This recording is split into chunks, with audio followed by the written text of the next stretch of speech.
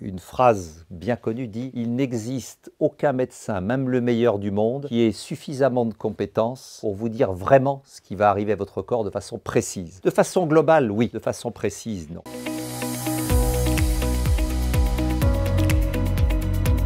Bonjour, merci pour votre confiance.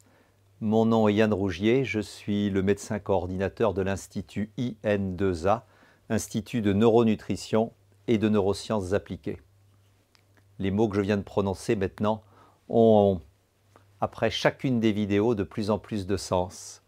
Dans la vidéo précédente, nous avons parlé des 3 prises de conscience essentielles qui vont nous permettre de mieux comprendre et surtout de trouver des outils pour valoriser notre médecine du corps, pour réveiller et renforcer tous nos processus d'auto-guérison interne. Sur ces 3 prises de conscience, notre nourriture a plus changé en 50 ans qu'en 50 siècles. Nos pressions de vie, nos rythmes de vie ont plus changé en 50 ans qu'en 50 siècles. Nous ne sommes pas ce que nous mangeons, nous sommes ce que nous assimilons. De ces 3 prises de conscience, il faut en déduire 3 voies, 3 chemins pour justement pouvoir mieux soutenir nos processus d'auto-guérison interne. Alors, je les cite tout de suite, c'est très simple. Il va falloir, au niveau des aliments, trouver quelque chose. Les aliments, nous n'allons pas d'un seul coup devenir orthorexiques et essayer de trouver que les aliments comme ceci ou comme cela. Peut-être qu'un jour, si nous faisons une grande démarche personnelle et que nous voulons une maison à la campagne, des moutons dans notre pré et que nous voulions vivre avec les rythmes de la nature et des astres, et il n'y a pas de côté péjoratif dans ce que je dis. Il y a des gens qui prennent cette décision et c'est très courageux et de ce que je vois, ça donne aussi de très bons résultats. Mais des milliers, des millions de personnes ne le peuvent pas. Je m'adresse à ces personnes-là.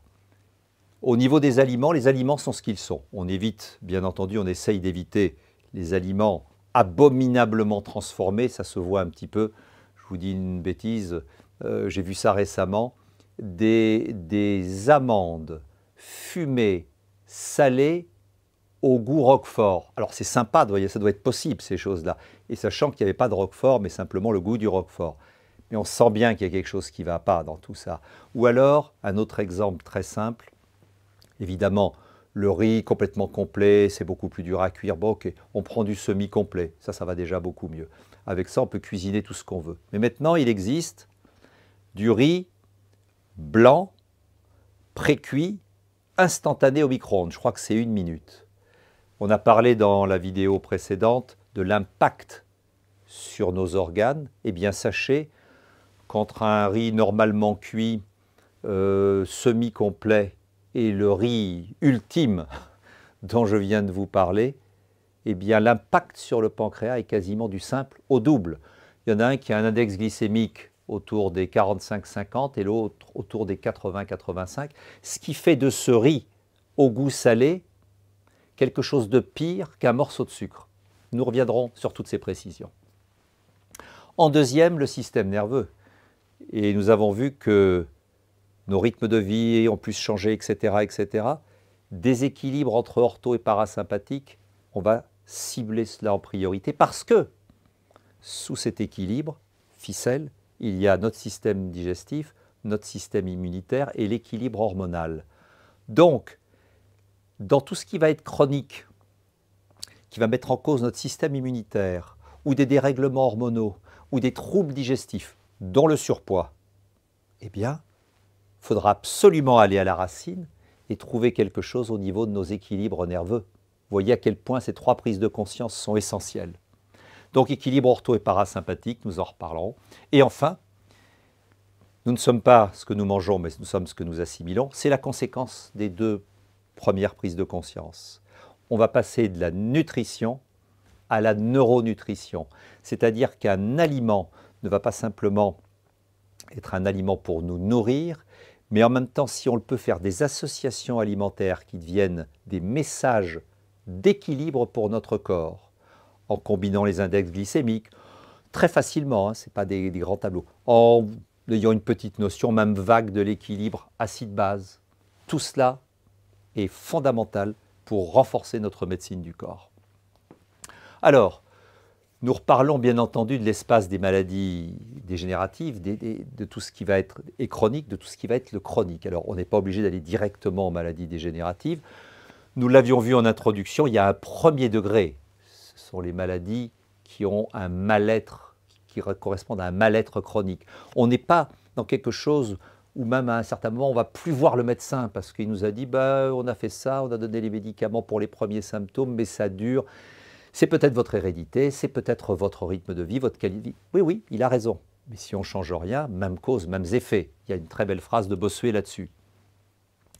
On rentre dans les fatigues chroniques, qu'elles soient physiques, psychiques, mentales, émotionnelles, sexuelles. Je l'ai déjà souligné, c'est important pour beaucoup de gens et je le comprends.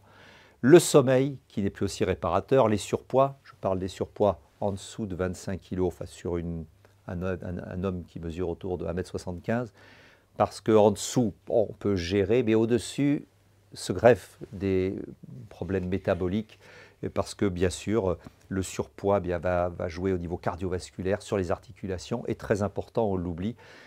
Mais la réserve graisseuse est liée aussi à des présences de molécules, de cellules au niveau inflammatoire. C'est les fameuses cytokines qui sont devenues célèbres malheureusement pendant le coronavirus. Et donc, tout ça est péjoratif pour la médecine du corps. Il faudra absolument en avoir conscience pour les cibler le plus rapidement possible. Les douleurs chroniques, quand même, ça fait 1 an, 2 ans, 3 ans, 5 ans que j'ai ces douleurs qui circulent dans le corps. J'en meurs pas, bien entendu, et puis même je peux vivre tout ça, mais ma qualité de vie s'est rétrécie. J'ai été voir des médecins, j'ai fait un électromyogramme, on m'a fait des tests sanguins, tout va plutôt bien, mais j'ai ces douleurs. Et ces douleurs existent vraiment. L'idée, c'est dans la tête. Non, non. Il suffit que l'ortho et le parasympathique se déséquilibrent, qu'il y ait des métabolismes qui jouent au niveau, par exemple, de l'équilibre acide-base, et la fonctionnalité de nos muscles change si nous avons cette susceptibilité, et à ce moment-là, la fibromyalgie apparaît. Les subdépressions, nous avons déjà parlé de tout ce qui est chronique, je dirais, premier degré. Ensuite, quand on passe plutôt dégénératif, on en a aussi parlé, toutes les maladies auto-immunes, sclérose en plaques, sclérose latérale amyotrophique, Charcot, polyarthrite rhumatoïde, Crohn, lupus et toutes les maladies en HIT, les thyroïdites et toutes les maladies à anticorps de façon spécifique. Ensuite, et malheureusement, toute la panoplie des maladies cancéreuses. Donc, premier point, un point éthique. Il y a un diagnostic qui est posé, on a déjà souligné ça. Nous sommes dans un espace, toutes les vidéos que nous allons vous offrir, et il y en aura sur tous les sujets, et avec tous les conseils et tous les outils qui seront développés, donc peut-être plusieurs centaines de vidéos, il y aura toujours ce rapport à l'éthique. Il y a un diagnostic posé, il y a une thérapie qui peut être encadrée au départ, et il y a une équipe médicale référente, surtout dans cette zone. Oui, mais après, quand cela devient chronique, eh bien vous avez vraiment, j'allais dire le droit, mais surtout quelque part la motivation et l'intérêt de vous intéresser à votre médecine du corps, de devenir ce que nous décrirons tout à l'heure, actrice ou acteur de votre guérison, et je le répète, sans pour autant en être responsable. Je parle des responsables au niveau maladie et au niveau santé. Il faut impérativement conserver ce dialogue pluridisciplinaire, sinon c'est un grand problème, cette opposition, et je l'ai déjà signalé, parfois ça crée une aggravation du système nerveux, parce que à notre époque, quand même, la médecine inspire confiance, même si, comme toute science a ses lacunes, mais ça inspire confiance, ça sauve des milliers de vies chaque jour. Et donc, on va aller voir son médecin, écouter le diagnostic, écouter ses conseils, et on peut avoir d'autres conseils dans ces fameuses médecines que j'ai déjà baptisées de parallèles. Toutes les médecines ethniques et naturelles sont bonnes, toutes, toutes celles qui sont bien entendu codifiées, enseignées. On ne parle pas des choses farfelues où les gens s'inventent coach ou conseiller parce qu'ils ont fait un week-end de formation. Ça, c'est terrible et nous le dénoncerons régulièrement. Toutes ces choses qui sont sérieuses, ethniques, toutes les médecines chinoises, indiennes, l'ostéopathie, l'homéopathie, l'acupuncture, doivent être un dialogue pluridisciplinaire constant. Quelques petits exemples où c'est très important. Tout le monde a envie d'être en bonne santé, tout le monde connaît les vitamines, les oligo-éléments, les antioxydants sont très à la mode. Plus je prends d'antioxydants, plus mes cellules sont en forme, et moi je vieillis, enfin, etc., etc. La théorie de la rouille avec le clou. Les simplifications, faut différencier les choses qui sont des simplifications avec les explications simplistes. Ça aussi, on en parlera. Donc, pourquoi pas, ça gêne personne, j'en parle même pas à mon médecin, je me gave un peu toutes ces choses-là. Puis en plus, je suis souffrant, j'ai par exemple un cancer et j'ai une chimiothérapie. Ça m'affaiblit, je vais être plus en forme et je vais me gaver d'antioxydants ou de choses pour la chélation avec la L-méthionine et le cystéine pour les métaux lourds, tout ça. Pourquoi pas? Il se passe aussi à ce moment-là une chose, c'est que quasiment toutes les chimiothérapies ont un but, c'est de détruire les cellules toxiques et de préserver le plus possible ce qui est ça. Coup de chance, habituellement les cellules de notre organisme sont plus résistantes que les cellules cancéreuses parce qu'elles ont un métabolisme un peu différent et elles ont des fragilités. Donc, bien sûr, il y a des effets secondaires, mais en première intention, la chimiothérapie, c'est pour détruire les cellules toxiques par oxydation. C'est comme ça qu'on les détruit. Donc on va oxyder leur membrane, on va détruire la membrane lipidique et elles vont finir par mourir. Évidemment, comme c'est par oxydation, c'est le mode d'action pour nous sauver. Évidemment, il y a des effets secondaires. On n'a pas, quand on est en bonne santé, ce n'est pas le moment de prendre des produits qui nous oxydent, ce n'est pas le but. Mais pour se sauver, sauver le corps du cancer, il faut faire ça. Donc oui, on fait ça, mais ce n'est pas le moment de prendre des antioxydants. Par contre, la chimio, une fois arrêtée, je prends un exemple extrême, excusez-moi, voilà, chimio arrêtée, quand le corps se reconstruit, à ce moment-là, on va solliciter et on va prendre soin des cellules qui restent. Et on va prendre des oméga 3 pour nourrir les membranes. Et on va prendre du magnésium sous forme de bisglycinate, etc., etc. Mais si je donne des oméga 3 alors que je suis en chimio, comme c'est tellement oxydant, mes oméga 3 vont s'oxyder et vont venir être encore plus toxiques pour mes cellules saines. Vous voyez qu'il y a une vraie réflexion de fond à avoir. Il ne faut pas dire « Ah, la médecine traditionnelle, c'est tout ce qui existe ». Ou alors « Ah, avant c'était mieux et les médecines ethniques, c'est encore mieux ». Dialogue, aller à la source, collaboration pluridisciplinaire constante. Je parlerai moins longuement, mais les cétoses et la chimiothérapie, l'équilibre acide-base en fonction de nos équilibres internes en ce qui se digère de façon acide et de façon basique, et ça n'a rien à voir avec le goût, eh bien les médicaments ont des actions, l'action moléculaire est différente. Donc ne pas faire tout et n'importe quoi. Maintenant, c'est scientifiquement codifié, il faut en parler. Et puis les plantes c'est naturel, mais une bonne tisane de ciguë, ça vous rend beaucoup moins performant un philosophe. Les plantes, c'est la racine de tout le vidal, de toutes les molécules. Elles viennent prioritairement d'une réflexion sur les plantes. L'exemple très courant, Salix alba ou le Meria spirea, c'est vraiment les plantes dans lesquelles il y a de l'acide acétylsalicylique. Bayer, aspirine, médicament le plus vendu au monde. Nous venons de là. Donc les plantes, oui. Il y a des plantes libérées, il faut savoir les gérer et en tenir compte. Il y a des plantes qui ont des actions hormonales-like. Si vous suivez une hormonothérapie, il y a des interférences. Il y a des plantes qui ont des vraies actions au niveau neurologique, qui sont un tropisme neurologique. La plus connue, on va prendre le millepertuis, étude clinique versus placebo, versus un antidépresseur très connu, le Prozac, de vraies actions antidépressives. En Allemagne, d'ailleurs, c'est remboursé par l'équivalent de notre sécurité sociale. Donc, si mon médecin me prescrit ça et qu'on se dit « Oh ben en plus, je vais rajouter des plantes », il faut le dialogue, parce que ça va ou perturber, parfois annuler, et parfois gêner l'assimilation du médicament. Donc on ne saura plus ce qui se passe.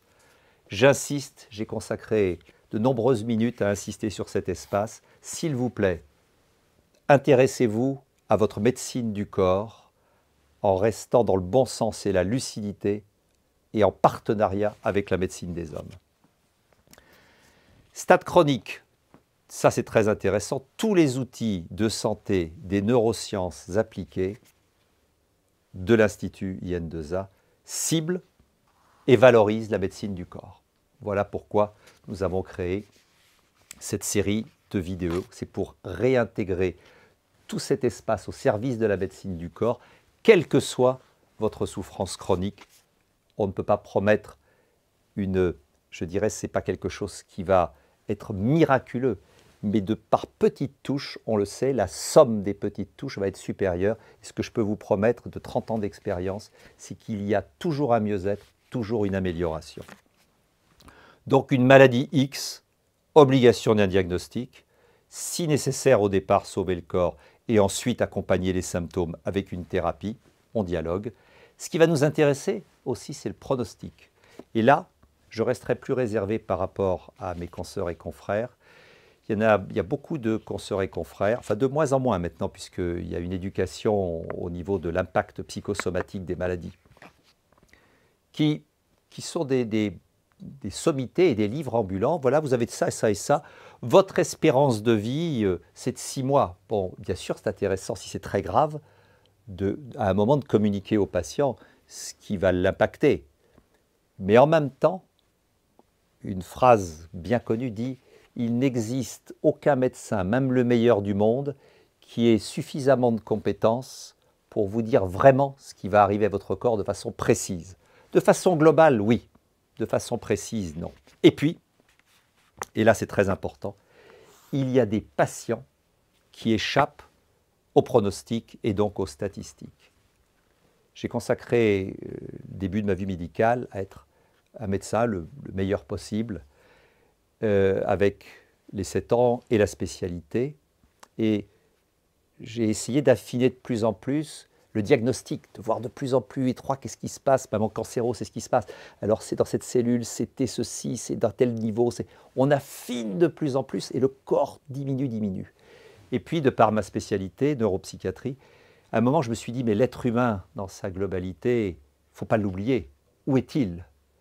Et en regardant, en réouvrant un tout petit peu ma vision, et puis en faisant cet exercice très important, il y aura une vidéo dessus, ce que j'appelle l'exercice du 6 et du 9, qui est très connu, c'est que parfois vous regardez une pathologie, elle est en face de vous, et elle est écrite en 6. Et puis il y a quelqu'un en face, un médecin qui vous dit « Écoute, c'est pas 6, je te promets, je ne comprends pas ton diagnostic, c'est 9. » Évidemment, il est de l'autre côté et le 6 se lit 9. C'est un exercice extrêmement important de changer son angle de vue. Et il y a des consoeurs et confrères que j'aime beaucoup, que j'ai suivis pendant des dizaines d'années, et nous sommes toujours en contact, qui ont consacré leur vie, bien sûr, à soigner leurs patients, mais ils ont mis autant de temps, parfois des dizaines d'années, pour un que je connais des dizaines d'années, ils se sont consacrés aux personnes qui échappaient aux statistiques et aux diagnostics pronostics long cours. Un des confrères, le docteur Bernie Siegel, a baptisé ça il y a une trentaine d'années, les patients extraordinaires. Vous allez voir que ce qu'ils ont d'extraordinaire, c'est d'avoir fait ces 3 prises de conscience et d'avoir agi en conséquence. Des survies à 6 mois, 6 ans après, la personne vient dire bonjour à son médecin. Et parfois, le médecin dit, il n'y a plus de traces, il n'y a plus rien. Donc on assiste à des guérisons. De nombreux médecins ont consacré leur expérience médicale à suivre ces patients extraordinaires. Et ils se sont aperçus d'une chose extrêmement intéressante, c'est que tous ces patients ont 5 espaces de travail et de transformation en commun. Nous allons les découvrir et les mettre ensuite en déduire des espaces à partir des neurosciences appliquées pour vous offrir des outils que vous-même pourrez appliquer dans votre vie courante.